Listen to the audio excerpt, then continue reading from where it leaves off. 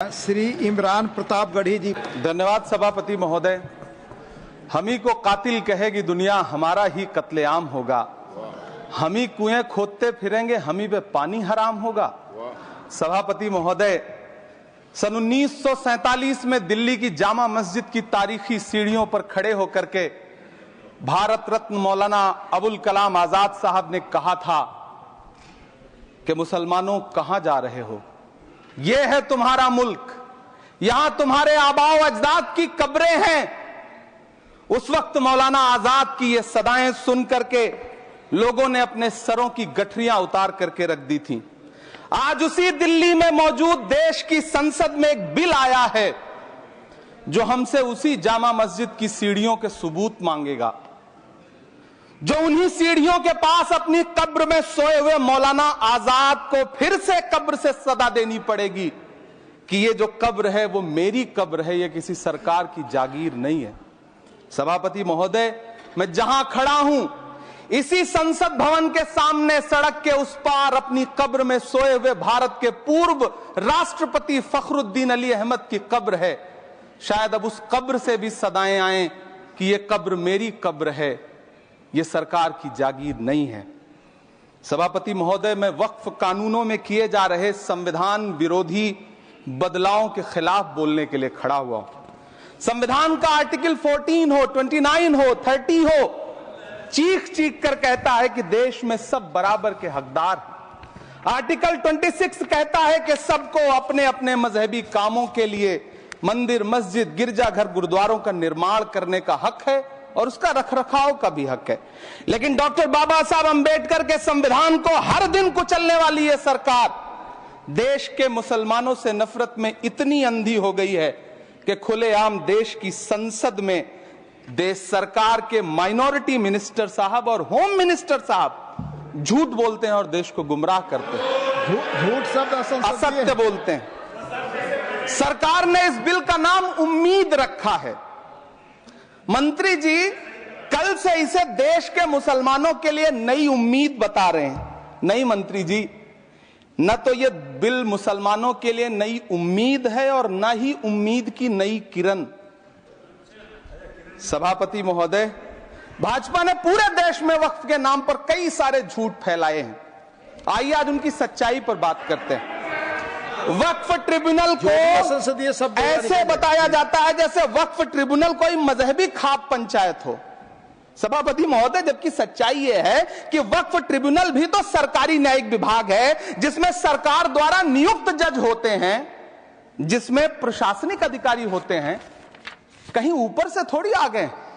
सभापति महोदय, देश के गृह मंत्री जी ने इसी सदन में कहा कि वक्फ ट्रिब्यूनल के फैसले के खिलाफ कोई कोर्ट नहीं जा सकता, जबकि सच यह है कि वक्फ एक्ट 1995 की धारा 83(9) के तहत हाई कोर्ट वक्फ ट्रिब्यूनल के फैसले की न सिर्फ समीक्षा कर सकता है बल्कि उसे बदल भी सकता है। सच तो यह है कि वक्फ बोर्ड खुद अपनी जमीनों के लिए कई सारी कोर्ट में मुकदमे लड़ रहा है। सभापति महोदय, दिल्ली की जिन 123 संपत्तियों को लेकर कल माइनॉरिटी मिनिस्टर, होम मिनिस्टर साहब और अभी आदरणीय नेता सदन बात कर रहे थे, आइए उनकी सच्चाइयों पे भी बात करते हैं। 1911 में जब अंग्रेजी हुकूमत ने कोलकाता के बजाय दिल्ली को राजधानी बनाने का फैसला किया तो रायसीना हिल्स के चारों तरफ जो मुसलमानों की ढेर सारी जमीनें थी उनको एक्वायर किया गया और लुटियन को इसकी तामीर की जिम्मेदारी सौंपी गई। सेंट्रल विस्टा की तरह लुटियन जोन का मेगा प्लान तैयार हुआ, लेकिन उस वक्त के मुसलमानों ने उस वक्त की अंग्रेजी हुकूमत से अपनी इबादत गाहों को बचाने के लिए लड़ाई लड़ी। मामला ब्रिटिश गवर्नमेंट तक पहुंचा। तब यह तय हुआ कि वो जो धार्मिक स्थल हैं उन्हें जस का तस रहने दिया जाएगा। इंडिया गेट के बगल वाली मस्जिद हो, जाप्तागंज, सुनहरी बाग मस्जिद हो, पार्लियामेंट रोड वाली मस्जिद हो, ऐसी 123 संपत्तियों के मैनेजमेंट के लिए 1913 में मुसलमान वक्फ वैलिडेशन एक्ट बना और उसके बाद एक नया शहर बसाया गया जिसे लुटियंस जोन का नाम दिया गया। फिर 1943-45 के बीच एक और समझौता हुआ। आजादी से पहले उसके तहत काफी सारी वक्फ जायदादों को सुन्नी मजलिस औकाफ बनाकर उसके अंडर किया गया ताकि उसकी देखरेख की जा सके। गृह मंत्री जी 2 दिन से सदन में जो बात कह रहे हैं वो दरअसल 123 संपत्तियां उसी सुन्नी मजलिस औकाफ के तहत आती। सभापति महोदय, आजाद भारत आजाद हुआ। आजादी के बाद भारत में 1954 में वक्फ एक्ट लागू हुआ, जिसकी धारा 9 के तहत 1964 में केंद्रीय वक्फ काउंसिल का गठन हुआ। दिल्ली की वही 123 प्रॉपर्टीज को 1970 में सर्वे गजट करके गजट नोटिफाई किया गया। इसके निपटारे के लिए पूर्व प्रधानमंत्री इंदिरा जी के द्वारा 1974 में एक बर्नी कमेटी बनाई गई।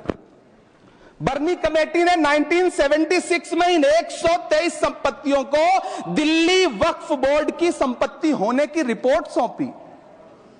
उस रिपोर्ट के आधार पर 1984 में कांग्रेस सरकार ने उन 123 प्रॉपर्टीज को दिल्ली वक्फ बोर्ड को सौंपने का फैसला किया, जिसके खिलाफ विश्व हिंदू परिषद कोर्ट गई। मामला 2011 तक पेंडिंग रहा। फिर 2011 में कोर्ट ने सरकार को आदेशित किया कि इसका निपटारा करो। तब 2013 में तत्कालीन यूपीए सरकार ने दिल्ली की उन्हीं 123 जायदादों को बर्नी कमेटी की सिफारिशों के मुताबिक वक्फ बोर्ड के हवाले किया। यही वो प्रॉपर्टीज हैं जिनके नाम से गृहमंत्री जी कल से कांग्रेस को कोस रहे हैं। फिर आई 2014 में भाजपा की सरकार, जो तब से इन जमीनों को हड़पने की साजिश कर रही है। जिस बिल को मुसलमानों के हुकूक की हिफाजत करने वाला बिल बताया जा रहा है, उसी को पेश करने के लिए और उस पर बात करने के लिए लोकसभा में भाजपा सरकार के पास एक भी मुस्लिम सांसद नहीं है। जिस वक्त, मैं लोकसभा कह रहा हूं, सुना करिए, जिस वक्फ बिल को मुस्लिम महिलाओं को हक दिलाने वाला बताया जा रहा है, उसे संसद में पेश करने वाली पार्टी के पास न तो राज्यसभा में, न लोकसभा में, न देश की किसी विधानसभा में एक भी मुस्लिम महिला सदस्य नहीं। कल किरण रिजिजू जी कह रहे थे कि रेलवे की जमीनें देश की जमीनें हैं, डिफेंस की जमीनें देश की जमीनें हैं। हां मंत्री जी, हैं, बिल्कुल हैं। ये जो वक्फ की जमीनें हैं, ये हमारे पुरखों ने धार्मिक कामों के लिए डोनेट किया है। तो हम भी तो इसी देश के नागरिक हैं, हम भी तो इसी देश के बेटे हैं। तो वक्फ की जमीनें भी तो इसी देश की जमीनें हैं, उनको पराया क्यों बोलते हैं आप? सभापति महोदय, अशफाकुल्लाह खान जब फैजाबाद की जेल में फांसी के फंदे पर झूल रहे थे, तो इसी देश की जमीन के लिए झूल रहे थे ना। सभापति महोदय, अंडमान की जेल में काला पानी की सजा काटकर अपनी जान देने वाले मौलाना फजले हक खैराबादी हो या शेर खान अफरीदी हो, वो भी तो इसी जमीन के लिए अपनी जान दे रहे थे ना। सभापति महोदय, पाकिस्तान के खिलाफ लड़ते हुए अपनी जान देने वाले महावीर चक्र विजेता ब्रिगेडियर उस्मान हो या पाकिस्तान के पैटर्न टैंक उड़ाने वाला परमवीर चक्र विजेता वीर अब्दुल हमीद हो, वो भी तो इसी जमीन के लिए अपनी जान दे रहा था ना। और मंत्री जी, मैं इस सदन में अलल ऐलान ये कहता हूं कि जब भी इस देश की जमीन को लहू की जरूरत होगी, आपसे 2 कदम आगे इमरान खड़ा मिलेगा, ये मैं आपसे यकीन दिलाते हुए कह रहा हूं। सभापति महोदय, मैं सरकार से कहना चाहता हूं, हमसे हमारी इबादत गाहें तो मत छीनिए ना, हमारे घरों पे बुलडोजर तो मत चलाइए ना, हमारी कब्रों में तो हमें सुकून से सोने दीजिए ना। सभापति महोदय, माइनॉरिटी मिनिस्ट्री का बजट कट करके, मुस्लिम बच्चों की स्कॉलरशिप बंद करके अब सरकार कह रही है कि हम वक्फ की आमदनी से गरीब मुसलमानों का भला करेंगे। गुजरात की बेटी बिल्किस के बलात्कारियों की रिहाई के बाद उन्हें माला पहनाने वाली लोगों के नेता ये कह रहे हैं कि यह बिल मुस्लिम महिलाओं को उनका हक दिलाएगा। धन्यवाद मोदी जी, क्या बढ़िया सौगातें मोदी दे रहे हैं आप। पहले हमें गुजराते मोदी दिया, आप सौगाते मोदी दे रहे हैं। लेकिन यह सरकार इतना याद रखे कि इसी ठसक के साथ देश की संसद में सीए का कानून भी लाया गया था और कहा गया था बड़े बड़े भाषण देकर के कि पड़ोसी देशों से हिंदू भाइयों को ला करके यहां नागरिकता दी जाएगी। लेकिन मैं आपके संज्ञान में लाता हूं सर कि पिछले इतने दिनों में इनसे नागरिकता लेने के लिए 2000 व्यक्ति भी नहीं आए, जबकि इसके उलट इन्हीं की सरकार में पिछले 10 साल में 15 लाख से ज्यादा भारतीयों ने भारत की नागरिकता छोड़ करके दूसरे देश में जाकर के बस गए। यह हुआ उस कानून का अंजाम। सभापति महोदय, इसी तरह की जिद के साथ किसानों के खिलाफ भी कानून लाए गए थे। जिस तरह आज वक्फ के फायदे गिनाए जा रहे हैं, उसी तरह से किसानों को भी कृषि कानूनों के फायदे गिनाए गए थे।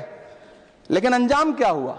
700 किसानों की शहादत लेने के बाद सरकार को अन्नदाता किसानों के सामने घुटने टेकने पड़े और कृषि कानून वापस लेने पड़े। जिल्ले इलाही, जमहूरियत जो है वो नफरत और ठसक से नहीं चलती है, अकड़ से नहीं चलती है। उसमें सबकी हिस्सेदारी जरूरी है। कल देश के माइनॉरिटी मिनिस्टर ने लोकसभा में खड़े होकर एक शेर सुनाया था कि मुझसे कोई बदगुमान न हो। तो मैं उन्हें एक शेर सुनाना चाहता हूं कि मैं आज जद पे हूं तो इतना खुशगुमान न हो, मैं आज जद पे हूं तो इतना खुशगुमान न हो, चराग सबके बुझेंगे हवा किसी की नहीं। नीतीश कुमार जी हो, चंद्रबाबू नायडू जी हो, चिराग पासवान जी हो, जयंत चौधरी जी हो, देवे गौड़ा जी हो, जीतन राम मांझी जी हो, सबको समझना पड़ेगा कि जब जंगल में आग लगती है तो न वो बरगद बचते हैं जो हवा को आंधी में तब्दील करते हैं, न वो बांस बचते हैं जो आपसी रगड़ से चिंगारी पैदा करते हैं। सभापति महोदय, जब देश को मनमोहन सिंह साहब जैसा काबिल प्रधानमंत्री मिलता है तो देश को आरटीआई जैसा एक्ट मिलता है, सेज जैसा एक्ट मिलता है, मनरेगा जैसा एक्ट मिलता है, लिबरलाइजेशन मिलता है, राइट टू एजुकेशन मिलता है, नेशनल फूड सिक्योरिटी एक्ट मिलता है। लेकिन जब देश को सौगातें मोदी मिलती है तो क्या मिलता है? सीए मिलता है, फॉर्म्स लॉ मिलता है, आर्टिकल 370 मिलता है, इलेक्टोरल बॉन्ड जैसा एक्ट मिलता है और वक्फ अमेंडमेंट एक्ट जैसे बिल देश को मिलते हैं। मुझे तो अपने हमवतन भाइयों से पूछना है कि आपको अपने बच्चों की तरक्की, खुशहाली और नौकरी की दरकार है या फिर मुसलमानों की दान की गई जमीनों को लूटकर धन्ना सेठों को देने की साजिश करने वाले कानून की? सभापति महोदय, यह सरकार रात के 3 बजे तक पूरे देश को जगा करके संसद में अपने ही नागरिकों को नीचा दिखाने के लिए वक्फ बिल ला रही थी, तो उधर रात के 1:30 बजे अमेरिका हम पर 26% टैरिफ लगा रहा था। सरकार की प्राथमिकताएं देश को पता। सभापति महोदय, मैं बहुत भावुक हूं आज, और मुझे अच्छा लगा कि आदरणीय नेता सदन जगत प्रकाश नड्डा जी ने बहुत अच्छी बातें भी की, मन से बातें की। क्योंकि उनके नाम में प्रकाश जुड़ा है तो मैं उनमें हमेशा एक रोशनी की किरण देखता हूं। मैं उनके सामने बहुत अदब से यह बात कहना चाहता हूं कि चरागों के सफर में दबदबा हो आंधियों का तो फिर अंजाम जुल्मत के सिवा कुछ भी नहीं होगा। यह दुनिया नफरतों के आखिरी स्टेज पर है, इलाज इसका मोहब्बत के सिवा कुछ भी नहीं होगा। मैं भावुक हूं, मेरी पलकें गीली हैं। अगर देश की एक बहुत बड़ी आबादी को लगता है कि आप उसका भला करने के लिए नहीं बल्कि उनकी इबादतगाहों, उनकी कब्रिस्तानों, उनकी खानकाहों को बर्बाद करने का बिल ला रहे हैं, तो फिर आप अगर समझाने में नाकामयाब रहे हैं तो यह आपकी नाकामयाबी है। पहले समझाइए, उसके बाद कोई बिल लेकर के आइए, तब शायद हम आपका इतनी पुरजोर तरीके से विरोध ना करें।